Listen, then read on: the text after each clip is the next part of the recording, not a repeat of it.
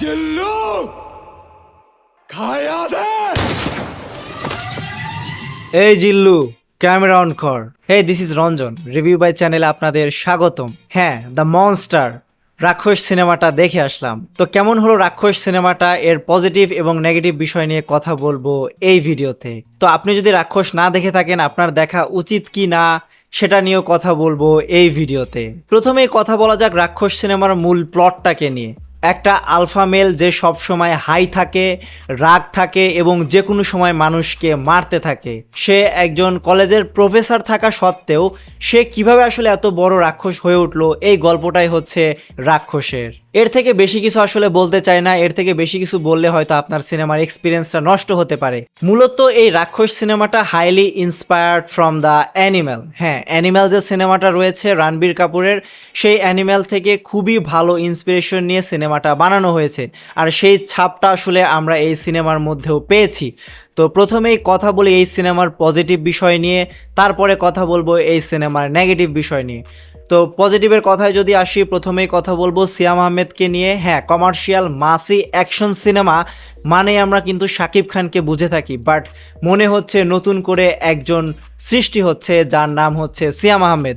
সিয়াম আহমেদকে কিন্তু জঙ্গলি সিনেমায় দেখেছিলাম অ্যাকশন মাসি অবতারে, বাট এইখানে রাক্ষসে সে নিজেকে 100 গুণ বেশি হয়তো ছাড়িয়ে গেছে, এতটা তাকে পারফেক্ট লাগছে। তার ডায়লগ ডেলিভারি থেকে শুরু করে তার বডি অ্যাঙ্গেল পুরোটাই যেন খেয়ে দিয়েছে।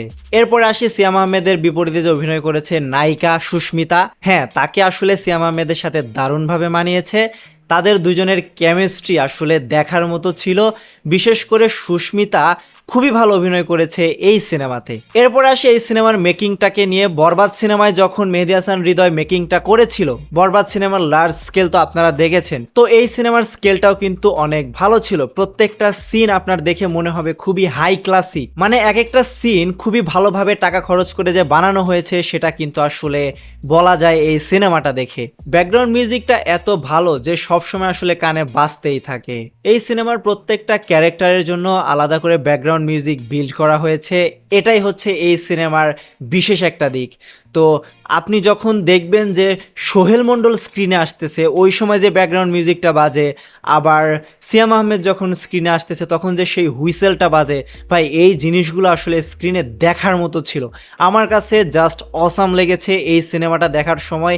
এই যে ব্যাকগ্রাউন্ড মিউজিকটা এই সিনেমাটাকে আরও বেশি উপরে নিয়ে গেছে। তাছাড়া মেহেদী হাসান হৃদয়ের বরবাদ সিনেমার ক্ষেত্রে অনেকের কমপ্লেন ছিল আসলে ভিলেনটাকে নিয়ে, তো এই সিনেমার ক্ষেত্রে কিন্তু ভিলেনকে নিয়ে কোনো কমপ্লেন থাকছে না। ফার্স্ট হাফে সোহেল মণ্ডল পুরো পুষিয়ে দিয়েছে। ভাই, সোহেল মণ্ডলকে এর আগে আমরা খুবই নর্মাল চরিত্রগুলোতে দেখেছি, যে আসলে খুবই ছোট ছোট চরিত্র করত, মানে ট্রাকের ড্রাইভার বা হচ্ছে বাসের হেল্পার এরকম টাইপ চরিত্র। বাট হঠাৎ করে তাকে যে এরকম একটা মনস্টারের চরিত্র দেখবো, ভাই আমি এই জিনিসটা আসলে কল্পনাও করতে পারি নাই। আর তার মাঝে মাঝে যে মাথা নাড়ানোর স্টাইলটা, সেইটা ভাই আমার পুরো মনে ধরে গেছে। মানে এই জিনিসটা আমি ভাই ভুলতেই পারতেছি না। আর সোহেল মণ্ডলের পেছনের যে ব্যাকগ্রাউন্ড মিউজিকটা জাস্ট অসাম। তো ফার্স্ট হাফ তো সোহেল মণ্ডল পুরো পুষিয়ে দিয়েছে, সেকেন্ড হাফে কিন্তু আরও মানুষ রয়েছে যাদের দিয়ে আসলে গল্পটা আগানো হয়েছে।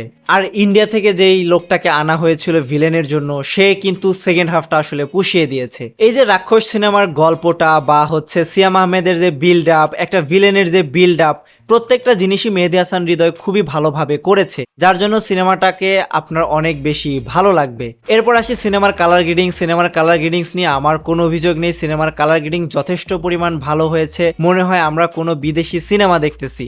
তো এর সিনেমাটোগ্রাফি অনেক ভালো ছিল, কোনো শটেই মনে হয়নি যে খুবই লো শট হয়েছে বা কোনো কমতি আছে। আপনারা কিন্তু ট্রেলারে একজনকে দেখেছিলেন, যাকে দেখে আসলে মানুষজনের মনে অনেক প্রশ্ন এসেছিল যে এই লোকটা আসলে কে। হ্যাঁ, ওই যে টাক মাথা অবস্থায় একজন ছিল, সেই জিনিসটা নিয়ে তো অনেক বেশি তোলপাড় হয়েছিল। পরে তো মেহেদী হাসান হৃদয় নিজেই বলে দিয়েছে যে এই ক্যারেক্টারটা আসলে সিয়াম আহমেদই থাকতে যাচ্ছে।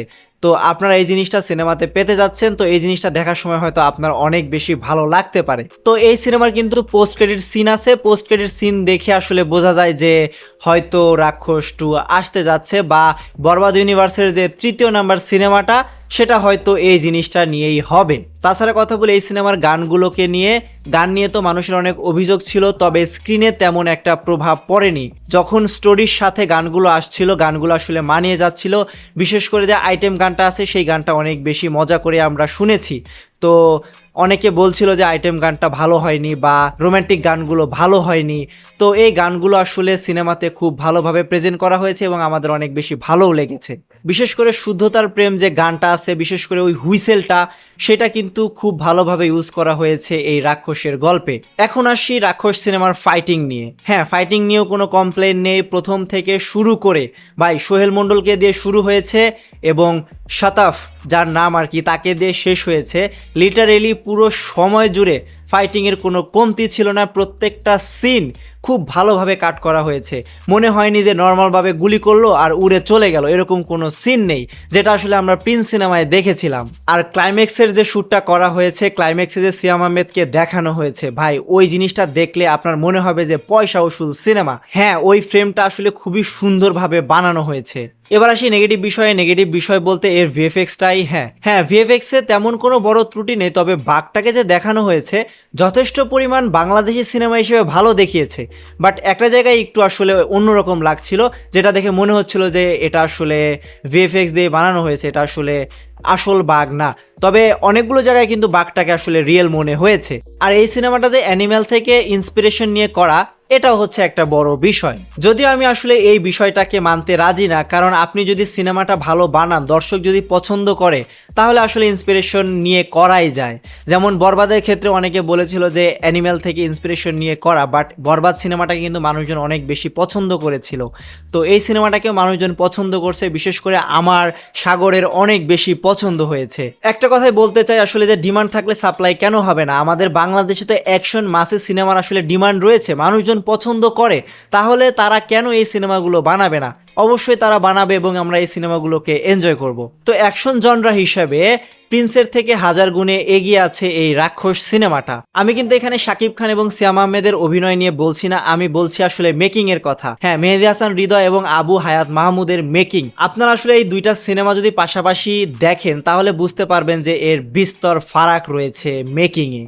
তো আপনারা যদি এই ঈদে অ্যাকশন মাসি সিনেমা দেখতে চান এবং আপনি যদি অ্যানিম্যাল সিনেমাটাকে ইন্সপিরেশন হিসাবে নেওয়াটাকে প্রবলেম না মনে করেন, তাহলে এই সিনেমাটা হতে পারে আপনার জন্য। এই সিনেমাটা আসলে পরিবার নিয়ে দেখার মতো সিনেমা হয়তো না, কারণ এখানে অনেক বেশি ব্রুটাল সিন আছে, অনেক গালিও রয়েছে। তো এই সিনেমাটা আপনাকে একা হলে গিয়েই দেখতে হবে, আপনারা পরিবার নিয়ে এই সিনেমাটা দেখতে পারবেন না। একটা জিনিস, এই সিনেমায় যে গালিগুলো ইউজ করা হয়েছে, এগুলাতে যদি বিপ সাউন্ড না ইউজ করা হইতো, তাহলে হয়তো আরও বেশি মজা পাইতাম। আমি ভাই অপেক্ষায় আছি ওটিটির জন্য, যেখানে আসলে এই গালি ছাড়া পুরা মুভিটা যেন রিলিজ করা হয়। তো এই ছিল রাক্ষস নিয়ে আমাদের রিভিউ। আপনাদের কি মতামত সেটা কমেন্টে জানাতে পারেন। Bye bye.